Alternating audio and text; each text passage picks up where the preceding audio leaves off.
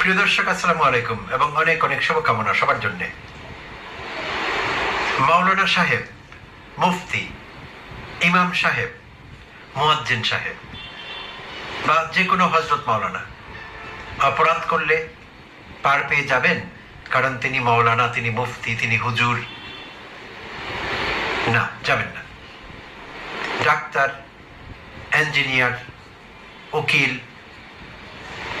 বিচারপতি, ঊর্ধ্বতন কর্মকর্তা, জনপ্রশাসনের আমলা, এরকম যে কেউ, শিক্ষক, সাংবাদিক অপরাধ করলে পার পেয়ে যাবেন তার পেশাগত পরিচয়ের কারণে।